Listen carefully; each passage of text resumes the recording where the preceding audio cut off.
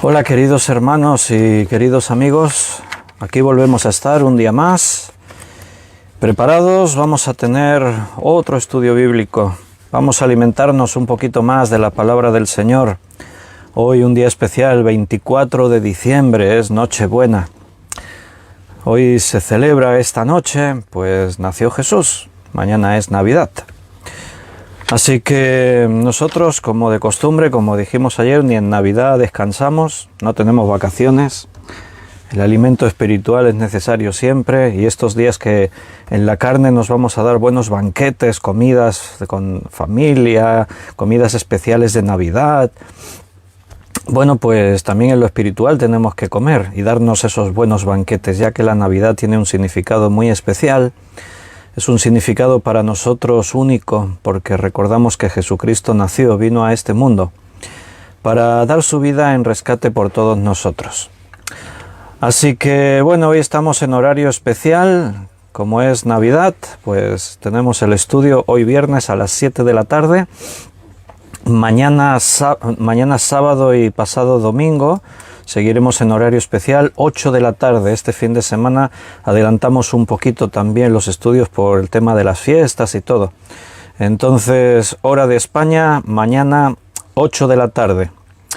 Y bueno, hoy habíamos anunciado el título de este estudio. Estamos en 4 días que vamos a tener estudios especiales sobre la Navidad, temática navideña. Ayer estábamos preguntándonos si está bien que los cristianos celebremos la Navidad. Y hoy hemos titulado el estudio La teología de la Navidad.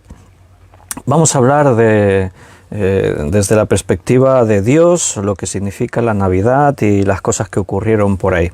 Seguramente lo tocaremos en 2 partes, hoy y mañana.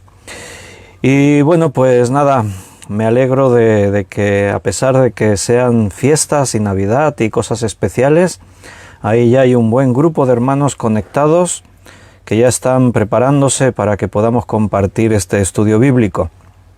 Así que antes que nada vamos a hacer una oración, le vamos a pedir al Señor que Él nos dirija y ya nos metemos con el estudio. Vamos a orar.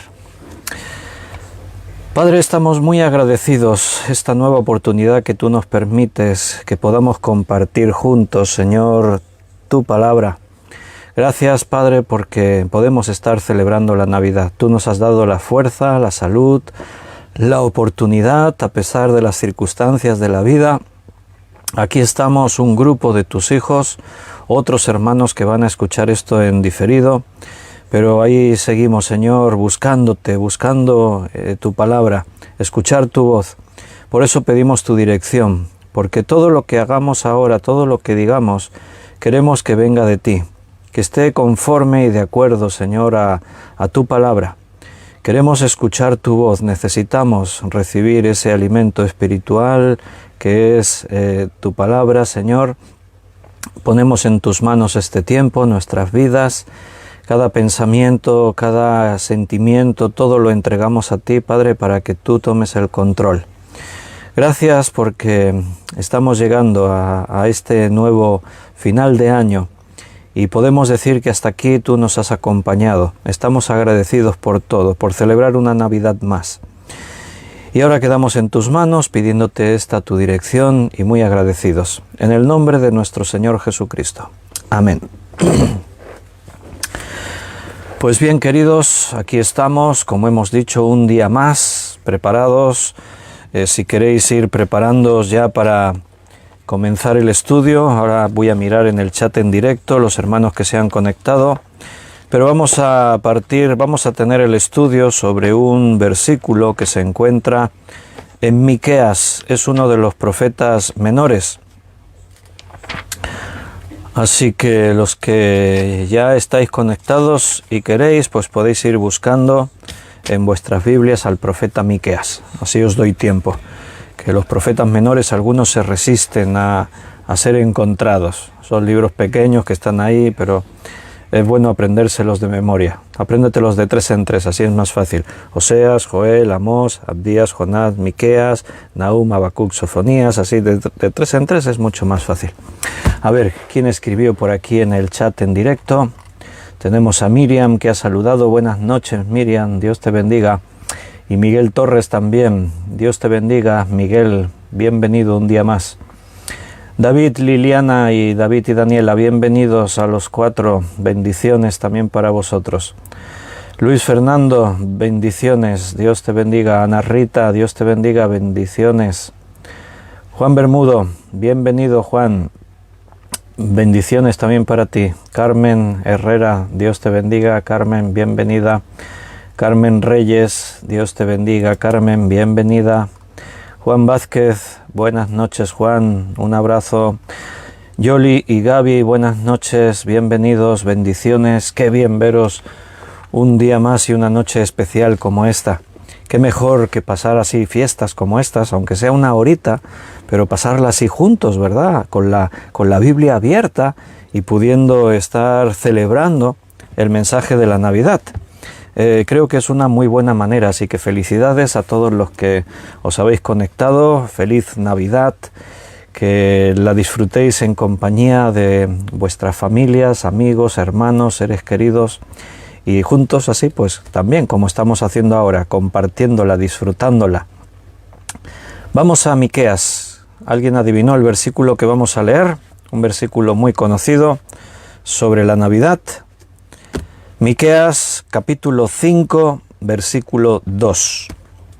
Pero tú, Belén Efrata, pequeña para estar entre las familias de Judá, de ti me saldrá el que será Señor en Israel, y sus salidas son desde el principio, desde los días de la eternidad.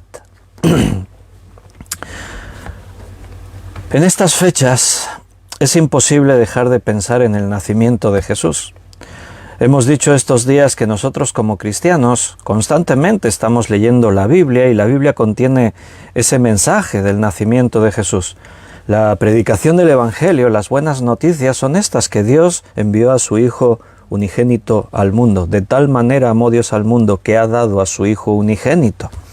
Entonces, puede ser que realmente algunos tengan parte de razón, que detrás del 25 de diciembre haya paganismo. Ayer estábamos estudiando eso, que hay toda una intención de consumismo, de excesos, de fiestas, de borracheras. Sí, claro que sí, porque al final todo lo que puede ser usado para bien también puede ser usado para mal.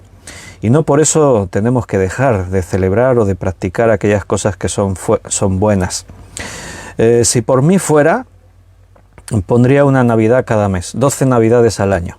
Que cada mes tuviésemos ahí un día, una noche, un día, un par de días para hacer fiesta navideña. Claro, lo digo con el sentido de la Navidad, ¿no? Si fuese algo tan frecuente, pues entonces ya perdería también esa exclusividad que tiene, que una vez al año celebramos la Navidad. Pero a mí siempre me ha parecido como algo muy entrañable, muy especial. Yo sé que para algunos hermanos, para algunas personas, la Navidad encierra la nostalgia de sentir la ausencia de seres queridos que partieron y ya no están entre nosotros, o algunos que están lejos por temas de viajes, de trabajo, de vivir en otros lugares. Entonces yo entiendo que para algunos la Navidad les causa como tristeza. Yo también echo de menos en la Navidad a algunos seres queridos que ya no están, pero me queda el recuerdo, y ese recuerdo es hermoso. Yo sé que un día volveremos a encontrarnos en los cielos con las personas que ya partieron y están ya con el Señor. Pero siempre la Navidad nos habla de la familia reunida alrededor de una mesa, compartiendo alimentos, risas, contando experiencias, cantando villancicos, los regalos, la fiesta. La Navidad es un ambiente especial. Y por eso a mí me gusta la Navidad, porque es un motivo para festejar y celebrar algo bueno. Porque en este mundo se festejan muchas cosas de la carne y cosas que son vacías o incluso tienen fondos oscuros. Pero qué mejor que los creyentes podamos tener esa fiesta de la Navidad. Ayer veíamos que en el Antiguo Testamento Dios mandó a su pueblo fiestas. Y la mayoría de esas fiestas quedaron abolidas, quedaron ya en suspenso porque tenían que ver con el cumplimiento de Cristo, con lo que Cristo iba a hacer cuando viniese, entonces es normal que se hayan sustituido esas fiestas por otras fiestas. Los antiguos puritanos trabajaban más en los días de Navidad como protesta contra esta fiesta. Estos puritanos, los antiguos puritanos, por si alguien no sabe de qué estoy hablando, los puritanos eran los protestantes ingleses que vivían allá por los siglos XVI y XVII y buscaban purificar la Iglesia de las prácticas católicas, sosteniendo que la Iglesia de Inglaterra no se había reformado completamente y entonces buscaban eliminar todo lo que tuviese que ver con catolicismo. Y ellos interpretaban que la fiesta de la Navidad también, como se instauró y se estableció más dentro de ese contexto de la Iglesia antigua, pero no olvidemos que hasta que llegaron los reformadores solo había una iglesia. Hablar de la Iglesia católica ahora, en diferencia con la Iglesia protestante, sí, pero antes de Lutero solo había una iglesia. Entonces estos puritanos trabajaban más en Navidad para demostrar que ellos no hacían fiesta y protestando contra esta fiesta de la Navidad. Bueno, nosotros tenemos la posibilidad de celebrar o no celebrar, cada uno es libre, pero la celebración, como ayer estábamos viendo, sigue un motivo de alegría, de fiesta, y es bíblico. En la Biblia se celebró la Navidad, los ángeles la celebraron, los pastores la celebraron. Constantemente se está recordando en todas partes la Navidad. Además tenemos la oportunidad de predicar a Cristo en estos días de Navidad. Nos solemos reunir a veces con familiares que no son creyentes, nos vemos con amigos que no son creyentes. Te encuentras con la gente y el saludo más común es ¡Feliz Navidad! Yo esta tarde salí a comprar algunas cosas de última hora y me iba encontrando gente por la calle, vecinos, conocidos, y el saludo era ¡Feliz Navidad! ¡Feliz Navidad! Entonces tienes la oportunidad de hablarle a las personas, de decirles lo que significa la Navidad, el por qué hay que estar felices en Navidad. Y evidentemente el celebrar todo lo que rodea la Navidad para nosotros puede ser bueno. Vamos a meditar en este versículo que hemos leído, Miqueas 5:2. Pero tú, Belén Efrata, pequeña para estar entre las familias de Judá, de ti me saldrá el que será Señor en Israel, y sus salidas son desde el principio, desde los días de la eternidad. Vamos a ver una serie de lecciones con un fondo teológico aquí en este versículo. Porque el primer punto que vamos a ver va a ser preguntándonos una pregunta. ¿Quién envió a Cristo? ¿Quién envió a Jesucristo? Aquí está hablando de la venida de Jesús. De ti me saldrá el que será Señor en Israel, de Belén. Así estaba profetizado. ¿Quién envió a Cristo? Bueno, el versículo nos lo dice. Es un profeta quien está hablando y está hablando por boca de Dios. El Señor está hablando por boca del profeta. Entonces fíjate lo que dice. De ti me saldrá. Dios se pone en primera persona y dice de ti, de Belén, esa pequeña aldea, ese pequeño pueblecito, de ti me va a salir, me saldrá. Por lo tanto, la declaración a la pregunta ¿quién envió a Cristo? Tenemos que decir que fue enviado por el Padre. El Padre fue quien envió al Hijo. Cuando nosotros tratamos como cristianos, como hijos de Dios, cuando tratamos de asimilar a nuestro Dios, un Dios en tres personas, el Dios Trino, Padre, Hijo y Espíritu Santo, yo creo que a todos os pasa, es muy común para nosotros los cristianos, que de las tres personas de la Trinidad, Jesucristo es el que nos aparece como más cercano. Tiene una explicación incluso bíblica, dice que a Dios nadie le vio jamás. El unigénito Hijo que está en el seno del Padre, Él le ha dado a conocer. El hecho de que Jesucristo, Dios, el Hijo, se hiciese hombre, habitase entre nosotros, el poderle contemplar como un hombre con debilidades humanas, dando su vida por nosotros en la cruz, cercano a los necesitados, ayudando a los enfermos, alimentando a los hambrientos, esa figura de Cristo hace evidentemente que nos parezca mucho más cercano. Él es el que murió por nosotros. Él es el que tomó forma de hombre. Él fue tentado como tú y como yo, así que como dicen Hebreos, Él es fiel para socorrer a los que son tentados. Le vimos así vulnerable, sufriendo, sintiéndose solo, teniendo temor. Entonces eso hace que de las tres personas de la Trinidad, pues si tuviésemos que decir Cristo es nuestro favorito. Seguramente no es la mejor expresión para decirlo, quizás lo más adecuado es decir ese como el más cercano. Pero no olvidemos una cosa, y es que la teología nos dice que los tres son uno. O sea, aunque cada uno de ellos tiene su propia personalidad, pero en esencia son el mismo Dios, son uno, manifestándose en tres personas, pero uno. O sea, los sentimientos del Hijo son iguales que los del Padre. Lo que el Hijo hizo tiene que ver con lo que hizo el Padre y con lo que hizo el Espíritu Santo. Por eso, al decir, ¿quién envió a Cristo? Y decimos, fue enviado por el Padre, el versículo más conocido de la Biblia, sin duda, es Juan 3:16, de tal manera amó Dios al mundo que ha dado a su Hijo unigénito. El Padre entregó al Hijo.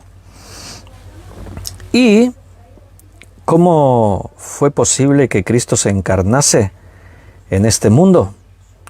¿Cómo fue posible que Él se hiciese hombre? A través de un nacimiento de una virgen. ¿Y cómo concibió la virgen? Bueno, fue engendrado por obra del Espíritu Santo. Entonces, Cristo vino a este mundo. La Navidad nos habla de las tres personas de la Trinidad. Cristo es el que viene, el que nació, se hizo hombre. Pero no hubiese venido si el Espíritu Santo no hubiese intervenido y no hubiese engendrado a María. No hubiese venido si el Padre no lo hubiese enviado. El Padre derramó su gracia de tal manera amó Dios al mundo. Él mostró su gracia en que nosotros, sin merecerlo, ¿cómo íbamos a merecer que Él nos diese a lo más preciado que había, que era su Hijo Jesucristo? ¿Cómo podía ser eso, no? Era imposible. Pero Él lo hizo. El amor del Padre por nosotros fue tan grande que no escatimó ni a su propio Hijo, sino que lo entregó por todos nosotros. Y en la vida de Jesús en esta tierra, igualmente el Padre y el Espíritu Santo hicieron posible todo lo que tuvo que ver con Jesús. El Padre le otorgó la capacidad, la gracia, la sabiduría para que Cristo pudiese predicar, pudiese hablar, pudiese actuar. El Padre siguió amando al Hijo a pesar de que en la cruz le tuvo que abandonar. Cuando Jesús dijo, Padre, Dios mío, ¿por qué me has abandonado? Ese abandono en la cruz se debió al hecho de que el pecado de toda la humanidad tuvo que ser cargado sobre Jesús. Y en un misterio incomprensible para nosotros, el Padre y el Hijo se separaron. Fue el Padre el que obró y levantó a Jesús de los muertos al tercer día. Y fue el Espíritu Santo el que llenaba de poder a Jesús. Cuando Él empezó su ministerio público, hubo una escena visible para que todos fuesen conscientes en aquel momento en el que Jesús es bautizado por Juan en el desierto. Y dice que fueron abiertos los cielos y se oyó la voz del Padre que decía, este es mi Hijo amado, en quien tengo complacencia. Y dice que en ese instante se vio descender el Espíritu Santo con forma de paloma sobre Jesús, sobre Cristo. Entonces, aunque es inevitable que nosotros como creyentes veamos a Jesucristo como el más cercano por lo que representó y por lo que obró, de hecho la intención de Dios es esta, darse a conocer. Jesús decía, el que me ha visto a mí, ha visto al Padre. Felipe y los discípulos le dijeron, muéstranos al Padre, y él le respondió así, ¿tanto tiempo hace que estoy con vosotros y aún no me conocéis? El que me ha visto a mí ha visto al Padre. Sin el Padre y sin el Espíritu Santo no hubiese podido venir Jesucristo. Cristo fue enviado por el Padre. Los tres, Padre, Hijo y Espíritu Santo, estaban en Belén, aquella noche que hoy recordamos 24 de diciembre. Los tres estaban obrando en ese momento. Los tres, Padre, Hijo y Espíritu Santo, estaban en Getsemaní, cuando Jesús estaba en agonía y sudaba sangre. luchando contra su propia carne, pensando si se pudiese librar de aquello, allí estaba el Padre también, allí también estaba el Espíritu Santo. Los tres estuvieron en el Calvario, cuando Jesús estaba entregando su vida en la cruz y el pecado de la humanidad estaba cayendo sobre él. Allí estaba el Padre, allí estaba el Espíritu Santo.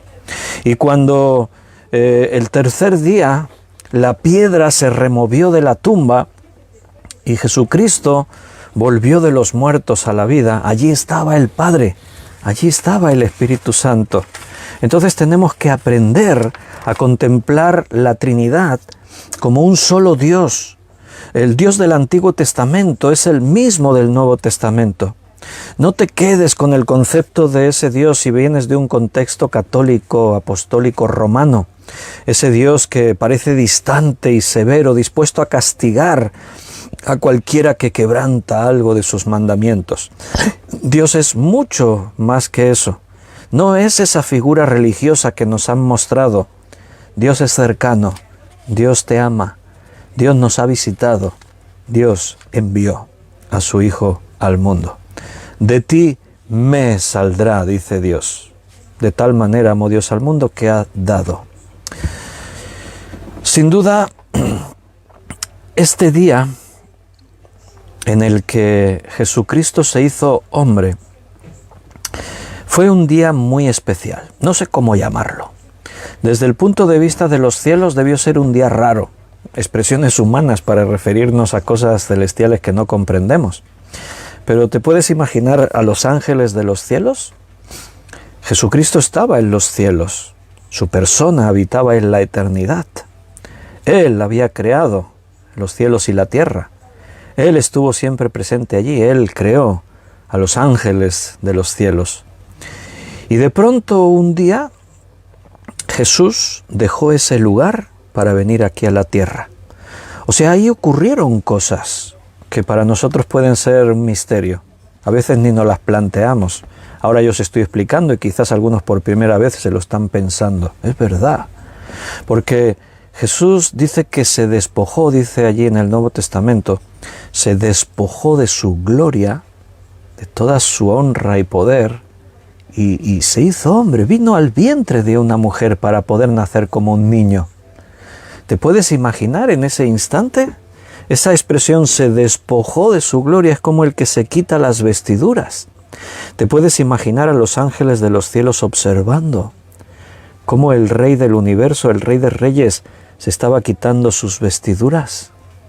¿Te puedes imaginar a los ángeles de los cielos mirando a Jesús quitándose su corona de Rey de Reyes y dejándola a un lado? ¡Cuán solemne debió ser ese desvestirse de su gloria! ¿Cómo lo vivieron los ángeles de los cielos? Fue un momento de despedida, adiós. Cristo dejaba su posición de Dios Todopoderoso para hacerse mortal. Detrás de esta idea hay una profundidad insondable para nosotros. Es incalculable lo que ahí ocurrió para nuestras mentes finitas. ¿Cómo poder imaginar ese acontecimiento? Que Dios se quite su poder, su gloria y se haga un hombre. Cuando Jesús caminaba por estos caminos de la tierra, la gente le observaba y ¿qué veían? A un hombre. Sí, un hombre diferente, especial, claro, por supuesto. Su mirada, su amor, su autoridad. Evidentemente no era un hombre común y corriente, pero era un hombre de carne y hueso, si no, no hubiese podido morir en la cruz. Era, dice en Isaías, hablando de su apariencia, dice, sin hermosura para que le deseemos. Era un hombre más común y corriente en cuanto a su físico. Pero para llegar a eso, él tuvo que dejar esa gloria, esa posición de Dios que él mantenía juntamente con el Padre y con el Espíritu Santo. Cuando Juan en Apocalipsis tiene una visión de los cielos, y lo primero que nos describe el capítulo 1 es esa descripción de Cristo sentado en su trono, ahí está el Cristo resucitado, el Cristo que ha vuelto a recuperar esa gloria que tuvo con el Padre antes que el mundo fuese. Y cuando Juan contempla a Jesús en el trono, la descripción que él hace, pues es increíble. Vamos a echarle un ojo. No pierdas aquí Miqueas capítulo 3, que volvemos en un instante. Pero mira, en el capítulo 1, cuando Juan mira y ve el trono y ve esa visión de Jesucristo, dice en el capítulo 1 de Apocalipsis, vamos a leer en el versículo 9 en adelante. Yo, Juan, vuestro hermano y copartícipe vuestro en la tribulación, en el reino y en la paciencia de Jesucristo, estaba en la isla llamada Patmos por causa de la palabra de Dios y el testimonio de Jesucristo. Yo estaba en el Espíritu en el día del Señor, y oí detrás de mí una gran voz como de trompeta que decía: Yo soy el Alfa y la Omega, el primero y el último. Escribe en un libro lo que ves y envíalo a las 7 iglesias que están en Asia, a Éfeso, Esmirna, Pérgamo, Tiatira, Sardis, Filadelfia y Laodicea. Y me volví para ver la voz del que hablaba conmigo, y vuelto vi 7 candeleros de oro.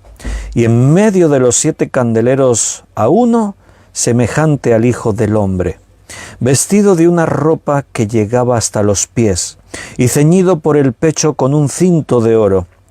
Su cabeza y sus cabellos eran blancos, como blanca lana, como nieve, sus ojos como llama de fuego, y sus pies semejantes al bronce bruñido, refulgente en un horno, y su voz como el estruendo de muchas aguas. Tenía en su diestra 7 estrellas, y de su boca salía una espada aguda de 2 filos, y su rostro era como el sol cuando resplandece en su fuerza. Cuando le vi, caí como muerto a sus pies. Así fue esa visión. Juan había visto a Jesús como hombre. Caminó con él, comió con él. Juan se recostaba en el pecho de Jesús. Él, cuando habla de sí mismo en el Evangelio, se refiere a sí mismo como el discípulo amado. Y hay alguna escena en los Evangelios que se ve a Juan sobre Jesús, recostando su cabeza en el pecho. Yo me imagino a Jesús con su mano acariciando sus cabellos, abrazándole. Juan conocía muy bien a su Señor. Sentía un amor indescriptible por él. Y ahora Juan ve a alguien semejante al Hijo del Hombre. Es como el Jesús que yo conocí, pero no es igual. Y lo describe con toda su gloria, con todo su esplendor, con todo lo que él representaba. Un día Jesucristo se tuvo que quitar todas esas vestiduras de gloria. Y los ángeles observaban. Y en ese instante el Padre dijo: Ve, yo te envío. Y los ángeles le vieron entrar por las puertas a un mundo maldito por el pecado, el mundo de las criaturas que ese mismo Dios había creado. Los ángeles de los cielos, sin duda, espectadores de todos estos acontecimientos que, bueno, nosotros no nos podemos llegar a imaginar exactamente cómo pudieron ocurrir esas cosas. Pero ahí estaban ellos viendo a Jesús entrar por las puertas. Dice en el Salmo 24, versículos 7 al 10, Alzad, oh puertas, vuestras cabezas, y alzaos vosotras puertas eternas, y entrará el Rey de Gloria. ¿Quién es este Rey de Gloria? Jehová el fuerte y valiente, Jehová el poderoso en batalla. Alzad, oh puertas, vuestras cabezas, y alzaos vosotras puertas eternas, y entrará el Rey de Gloria. ¿Quién es este Rey de Gloria? Jehová de los ejércitos. Él es el Rey de Gloria. ¿Quién envió a Jesucristo a este mundo? El Padre. Fue el Padre quien le envió. Recuerda que ese lenguaje es un lenguaje humano para que entendamos a cada una de esas personas de la Trinidad. Entender la unión que hay entre ellos desborda nuestra capacidad. Entender cómo los tres son uno es difícil para nosotros, no podemos entenderlo. Pero tenemos que comprender por el lenguaje que Dios nos ha dado que el amor, la unión que el Padre con el Hijo y el Espíritu Santo tenían era completa, era perfecta. El hecho de que un padre entregue a su propio hijo por personas que no lo merecen demuestra un amor inmenso. ¿Qué decir de ello? La segunda pregunta que nos vamos a hacer es ¿a dónde vino? Te recuerdo que estamos en Miqueas capítulo 5 versículo 2. En este versículo hemos respondido a la primera pregunta: ¿quién le envió? Y ahí Dios está hablando y dice: de ti me saldrá. Le salió a Dios, Dios fue quien le envió. Pero ahora la pregunta es: ¿a dónde vino? Dios lo envió, pero ¿a dónde? ¿A dónde vino? Al mundo, sí, pero el versículo es más específico. Lo dice: pero tú, Belén Efrata, pequeña para estar entre las familias de Judá. La expresión Efrata es el nombre antiguo que tenía este pueblecito, que significaba fecundidad o abundancia. Y ahora hablaremos de eso. Pero aquí se denomina a Belén como pequeña. Dice pequeña para estar entre las familias de Judá. Mira, Jesús vino a este mundo y no escogió Jerusalén para nacer. Jerusalén era la ciudad del rey. Jerusalén era la capital del reino de Israel. Jerusalén siguió siendo la capital de Judá cuando el reino quedó dividido. Ahí es donde estaba el templo. Pero Dios no escogió Jerusalén, no escogió grandes ciudades de la antigüedad. No, escogió Belén, un pequeñísimo pueblo. Pero tendríamos que decir, era necesario que naciera en Belén. ¿Por qué era necesario que naciese en Belén? Pues diríamos por su historia, por la historia de Belén. Belén, un pueblecito pequeño, pero con una grandísima historia. Belén es una ciudad, un pueblecito, mejor dicho, muy querido para todo israelita y todo judío. Jerusalén brilla con todo su esplendor. Ahí está el templo, ahí estuvo el palacio del rey David. Jerusalén era la capital, es figura de la ciudad celestial. Pero Belén es protagonista de muchos momentos únicos en la Escritura, que no ocurrieron en Jerusalén, ocurrieron en Belén. Y te voy a mostrar algunos de esos acontecimientos únicos. Y para ello nos tenemos que ir al libro de Génesis, capítulo 35. Porque fue en Belén donde murió una mujer muy especial en la historia bíblica, una mujer que fue muy querida por su esposo y crucial en la historia de la genealogía para que Jesús viniese. Estoy hablando de Raquel, la esposa de Jacob. Por Raquel, Jacob tuvo que trabajar 14 años. Ya sabéis la historia, ¿no? Él, cuando conoció a Raquel, se enamoró de ella. Labán, el padre de Raquel, Jacob le pide la mano de su hija: quiero casarme con tu hija Raquel. Jacob lleva un tiempo con Labán, y como Jacob es un hombre de Dios, normalmente aquellos que son de Dios son bendecidos. Y si tú eres bendecido, los que hay a tu alrededor reciben bendición. Entonces Labán, que era un tipo muy listo, de seguida se dio cuenta que Jacob era una persona que hay que tener cerca. Y Jacob era prosperado por Dios. Y Jacob servía a Labán, Labán era prosperado. Así que cuando Jacob se enamora de Raquel, le dice al padre que quiere casarse con ella. Y el padre le dice: está bien, sírveme 7 años y yo te la doy por esposa. Y Jacob no se lo pensó porque amaba a Raquel. Así que le sirvió 7 años y a los 7 años le dijo: dame ahora lo que me prometiste. Dame a tu hija Raquel para que me case con ella. Y Labán organizó la fiesta de bodas, fue una fiesta por todo lo alto, el vino no faltó. Jacob, como buen esposo en festividad, pues bebió un poquito más de la cuenta. y llegó un momento en el que ya no lo veía todo claro, así que en la noche de bodas entraron a la habitación. Jacob entró a la habitación y allí se supone que le estaba esperando su esposa Raquel. Pero Labán hizo trampas y no estaba Raquel, estaba su hermana mayor, Lea.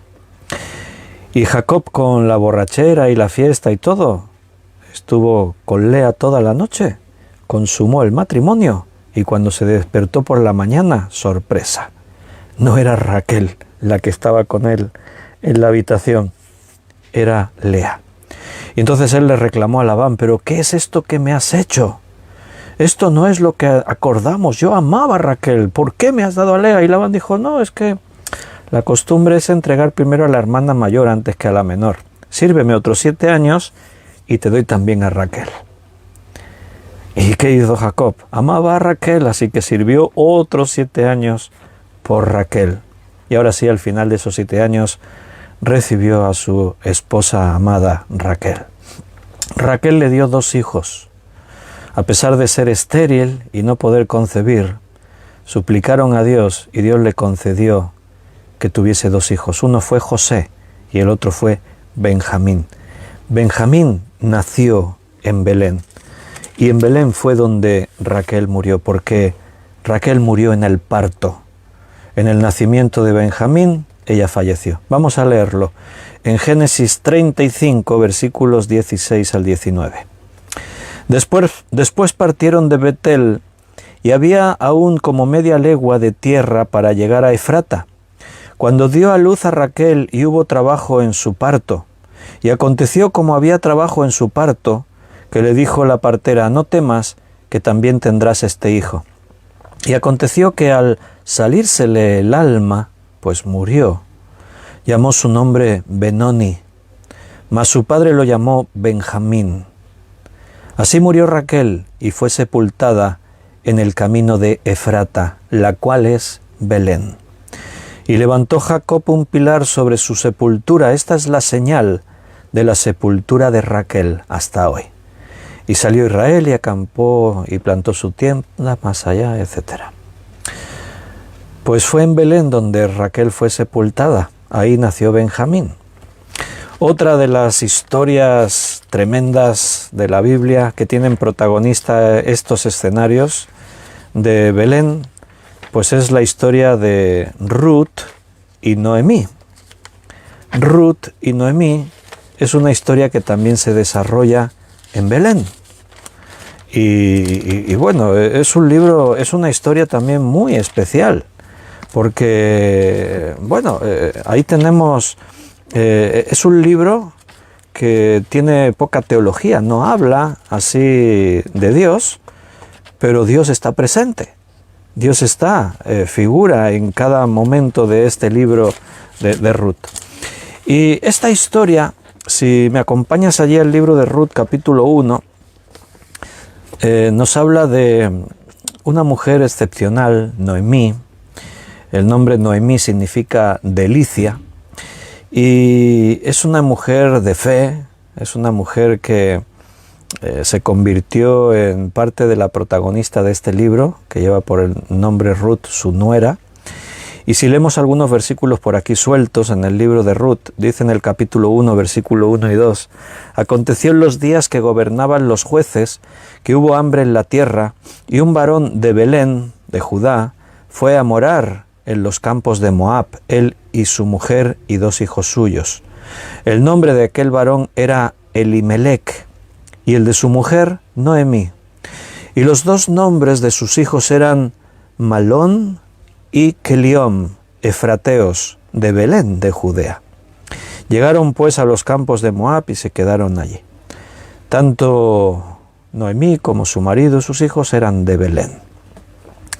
Su marido falleció, Noemí se quedó sola, sus hijos fallecieron y sus 2 nueras quedaron solas. De pronto se encontraron 3 mujeres solas, y 3 mujeres solas no tenían mucho futuro. En esta sociedad, en este contexto histórico, las mujeres dependían de los hombres.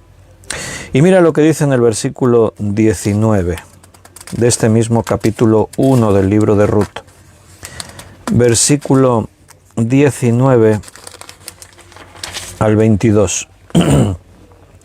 Anduvieron pues ellas dos hasta que llegaron a Belén. Y aconteció que habiendo entrado en Belén, toda la ciudad se conmovió por causa de ellas y decían: ¿no es esta Noemí? Y ella le respondía: no me llaméis Noemí, sino llamadme Mara, porque en grande amargura me ha puesto el Todopoderoso. Noemí, como hemos dicho antes, significaba delicia, y ella dijo: no me llaméis más así delicia, llamadme Mara, que significa amargo, por la amargura que ella está sintiendo. Yo me fui llena, pero Jehová me ha vuelto con las manos vacías. Cuando salió de Belén para ir a trabajar en los campos de Moab, iba llena, su marido, sus hijos, pero ahora vuelve sola, ni marido ni hijos, ella, y solamente Ruth la acompaña. La otra nuera se volvió a su tierra. ¿Por qué me llamaréis Noemí, ya que Jehová ha dado testimonio contra mí y el Todopoderoso me ha afligido? Así volvió Noemí y Ruth, la moabita, su nuera, con ella. Volvió de los campos de Moab y llegaron a Belén, al comienzo de la siega de la cebada. Y ahí se desarrolla la historia hermosa del libro de Ruth, en la ciudad de Belén. Una ciudad muy especial por muchas cosas que ocurrieron por allá. ¿Qué significa Belén? Bueno, seguramente mi mujer ya está escribiendo, porque ella se llama Belén y sabe el significado. Aquí en casa tenemos el portal de Belén todo el año. Cuando entramos por la puerta, el portal de nuestra casa es el portal de Belén. Entonces tenemos el portal de Belén todo el año puesto. ¿Qué significa Belén? Bueno, pues significa casa del pan, ha escrito Yoli y Gaby. Casa del pan. Carmen decía algo de panes, no me acuerdo. Bueno, iba bien encaminada. Algunos ibais bien, algunos como Gabriel y Yolanda, seguro que ha sido Yoli la que lo ha acertado. Casa del pan. Pero tiene otro significado. Belén significa casa del pan, pero también tenía un doble significado. También significaba casa de la guerra. Si hablamos del pan, casa del pan, evidentemente esto tiene un significado muy especial que tiene que ver con Jesús. Porque Jesús es el pan de vida que descendió del cielo. Jesús dijo: yo soy el pan vivo que descendió del cielo. Cuando Jesús partió el pan en la cena de la Pascua, al partir el pan dijo: este es mi cuerpo que por vosotros es partido, haced esto en memoria de mí. O sea, la figura de Jesús relacionada con el pan es muy significativa para nosotros los cristianos. El hecho de que Él nazca en un pueblo que significa casa del pan, esto no es casualidad, evidentemente. Es algo que para nosotros tiene ahora un significado. Pero no te olvides, también Belén significa casa de la guerra. Y esto tampoco es casualidad, porque mientras para unos Jesús es el pan de vida, para otros es la guerra. Jesús lo dijo de sí mismo. Si me acompañas un momentín a Mateo capítulo 10, versículo 34 al 36, Mateo 10, 34 al 36, dice: no penséis que he venido para traer paz a la tierra, no he venido para traer paz sino espada, porque he venido para poner en disensión al hombre contra su padre, a la hija contra su madre y a la nuera contra su suegra, y a los enemigos del hombre, y los enemigos del hombre serán los de su propia casa. Jesús vino a traer paz, pero también vino a traer guerra. Jesús era el pan de vida, pero también Jesucristo era un motivo por el cual iba a nacer la guerra entre personas de la misma casa. Y muchos saben de qué estoy hablando. Muchos entienden eso, porque más de un creyente que puede ser que esté escuchando ahora este estudio, sabe que en su propia experiencia él ha vivido de, por haberse hecho cristiano, haber tenido graves enfrentamientos con gente de su propia casa, como dijo ahí Jesús, enfrentamientos de los hijos con los padres, de la suegra con la nuera. ¿Por qué? Porque la palabra de Dios nos enseña que todo lo que viene de Jesús es luz y todo lo que hay en este mundo es tinieblas. Y la luz y las tinieblas no se llevan bien. Cuando tú has creído en Jesucristo como tu Salvador personal y has nacido de nuevo, entonces te has convertido en un reflejo de Cristo. Jesús dijo que somos la luz del mundo. Entonces tú eres luz. Y la luz brilla en medio de las tinieblas y las tinieblas no les gusta eso. Por eso hay rechazo, por eso hay enfrentamiento. La palabra de Dios nos enseña que los que pertenecen al reino de Dios están enfrentados al reino de Satanás, al reino de las tinieblas. Y eso es una evidencia, y eso es algo muy notable. ¿A dónde vino Jesús? A Belén, un lugar histórico donde ocurrieron muchas cosas importantes. Un lugar, un pueblecito con un significado especial, casa del pan o casa de la guerra. Cuando ahí se menciona Efrata, antes dijimos que Efrata era el nombre antiguo y significaba eso, fecundidad o abundancia.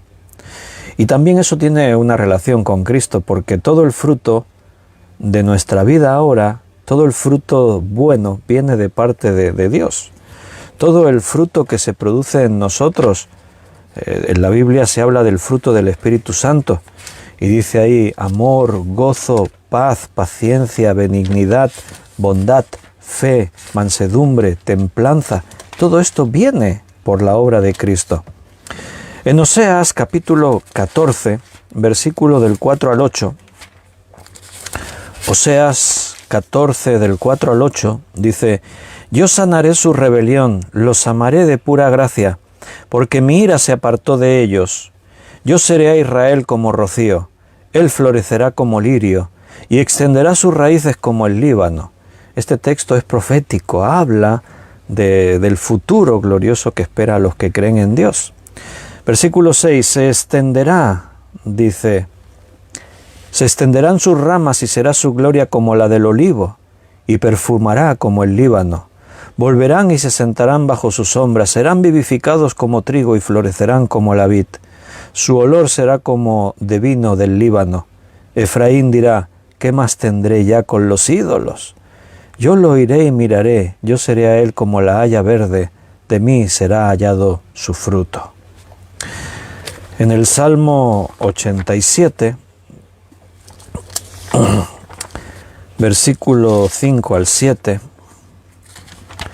Salmo 87 del 5 al 7 dice: y de Sión se dirá: este y aquel han nacido de ella, y el Altísimo mismo la establecerá.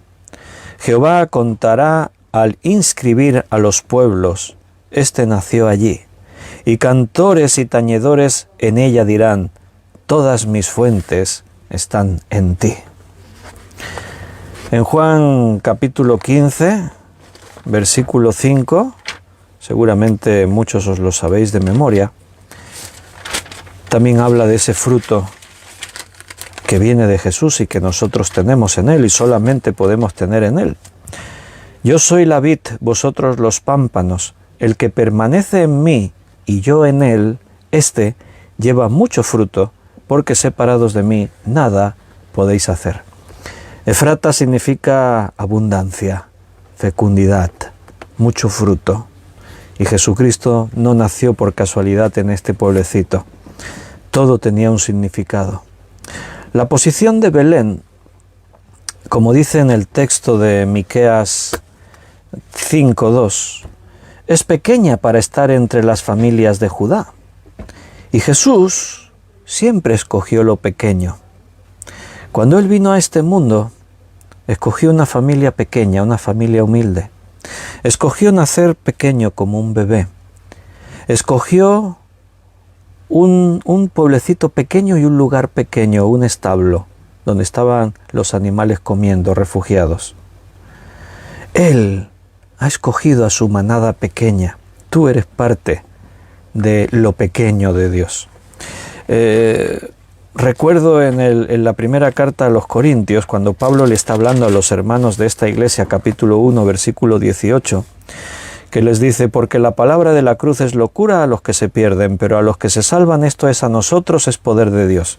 Pues está escrito: destruiré la sabiduría de los sabios y desecharé el entendimiento de los entendidos. ¿Dónde está el sabio? ¿Dónde está el escriba? ¿Dónde está el disputador de este siglo? ¿No ha enloquecido Dios la sabiduría del mundo? Pues ya que en la sabiduría de Dios el mundo no conoció a Dios mediante la sabiduría, agradó a Dios salvar a los creyentes por la locura de la predicación. Porque los judíos piden señales y los griegos buscan sabiduría, pero nosotros predicamos a Cristo crucificado.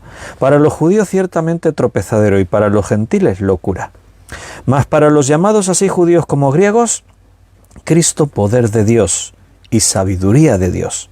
Porque lo insensato de Dios es más sabio que los hombres, y lo débil de Dios es más fuerte que los hombres.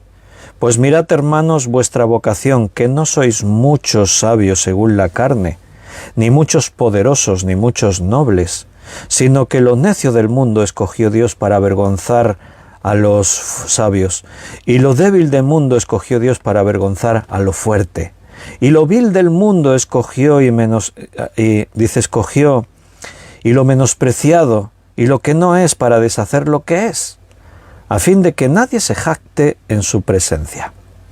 Mas por él estáis vosotros en Cristo Jesús, el cual nos ha sido hecho por Dios sabiduría, justificación, santificación y redención, para que, como está escrito, el que se gloría, gloríese en el Señor.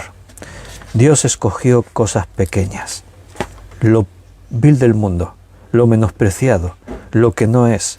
Dios desechó a lo fuerte. Dios no necesita la fuerza del ser humano para engrandecerse. Dios no necesita nuestros dones naturales para mostrar su poder. Dios coge lo pequeño y lo hace grande. Dios cogió este pueblecito, Belén, pequeña para ser contada entre las familias de Judá. Y desde entonces el mundo entero ha oído hablar de Belén. Todos saben qué fue, qué era Belén, dónde estaba Belén. Isaías 66:2. Mi mano hizo todas estas cosas, y así todas estas cosas fueron, dice Jehová. Pero miraré a aquel que es pobre y humilde de espíritu y que tiembla a mi palabra.